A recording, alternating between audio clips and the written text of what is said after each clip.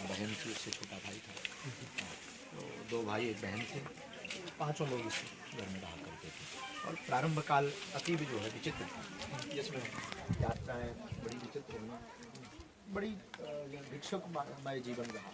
भिक्षा मांग करके पूरे गाँव में और भोजन में परिवार चलाया करते थे। इतने संपन्न नहीं थे, पिताजी भी कोई कार्य करते नहीं थे।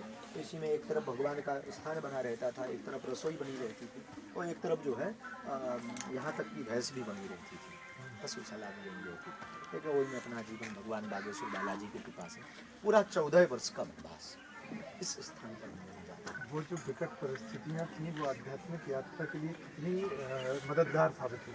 उन्हीं विकट परिस्थितियों में ही हमारी अध्यात्म यात्रा प्रारंभ हुई। भगवत कृपा इन्हीं विकट परिस्थितियों से ही प्रारंभ हुई है। और हमारी दृष्टि तो ये कहती है कि जो कहावत आदिकाल से चली आ रही है कि भगवान जो भी करते हैं अच्छे करते हैं, अच्छा करते हैं, अच्छे के लिए करते हैं, तो ये बागेश्वर बालाजी की ही महिमा है कि इन स्थितियों में नहीं रहे होते तो उनसे लगन नहीं, इन परिस्थितियों में रहे, यहाँ चलते रहे, यहाँ पर खेले हैं। यहाँ पर जो संकीर्णता है, उस संकीर्णता में व्यापकता की जो ललक थी, उस व्यापकता को पाने के लिए बागेश्वर बालाजी के चरणों में सिमरन, बागेश्वर बालाजी के चरणों का ध्यान, और जो है मन में भाव था कि इसके ऊपर एक छत डल जाए, ये भाव रहा।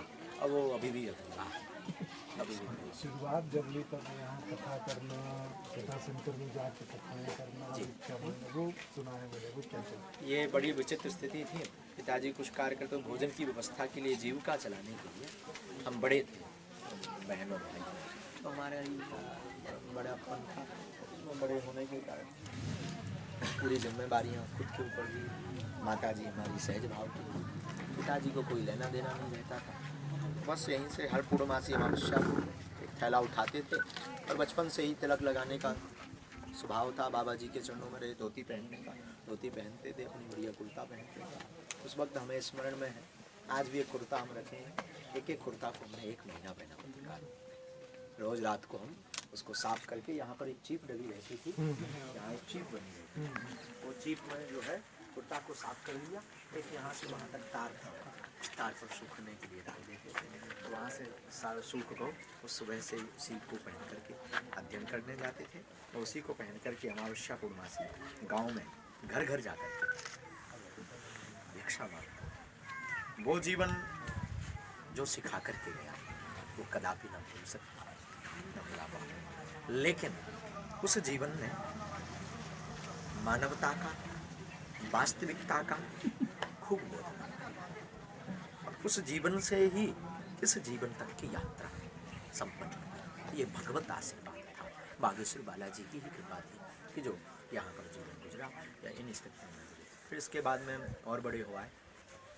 9 वर्ष की अवस्था से ही, हम 8 वर्ष की अवस्था से ही रामायण पाठ, सत्यनारायण की कथा इत्यादि करने लगे, और सत्यनारायण की कथा गांव वाले लेवा जाते थे। जटाशंकर जो है यहाँ से 150 किलोमीटर दूर, वहाँ कथा वाचन का प्रचलन है। उस प्रचलन के लिए वहाँ कथाएँ बचती हैं।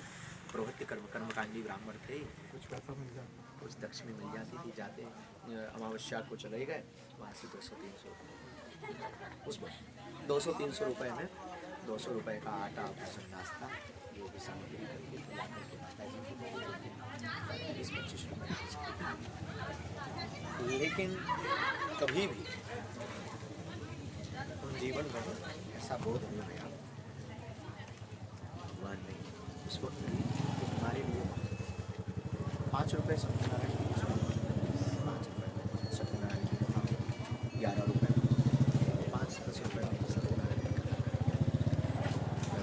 मैं स्मरण में है, 1 रुपये का पार्ले जी आया करता था छोटा में, 1 रुपये का पार्ले जी ले लो, 5 रुपया की शक्कर ले ली, 5 की पत्ती ले ली, कुछ नहीं। लेकिन यहाँ का स्मरण हमारी जीवन में यही ना, यहाँ का स्मरण भूल सकते, ना वो यहाँ का बने। यहाँ खूब खेले बड़े, खूब बड़े हुए, यहाँ खेले, स्नान करके यहाँ बैठना, हमारा स्मृति में ध्यान लगाना, सायंकाल रोज कीर्तन करना। यहाँ जो है एक लकड़ी का बाड़ा, लकड़ी के बाड़े में बैठ थे और रोज कीर्तन करना, हरि स्मरण, भगवत स्मरण। पूज्य दादाजी को, तो दादाजी का जो है ना, यहाँ से कीर्तन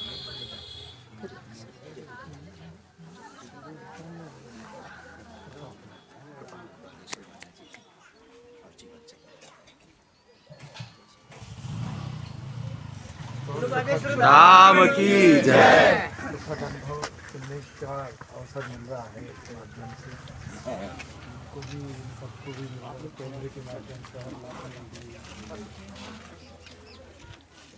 चलिए धाम पे ही चलते हैं, कुछ और विषय है तो कैमरे अंदर में भी सीमित क्षमताएँ हैं, बैटरी जाने लगी है तो इसको परसों हाँ परसों किया स्कूल किया था यहाँ तक हो गया।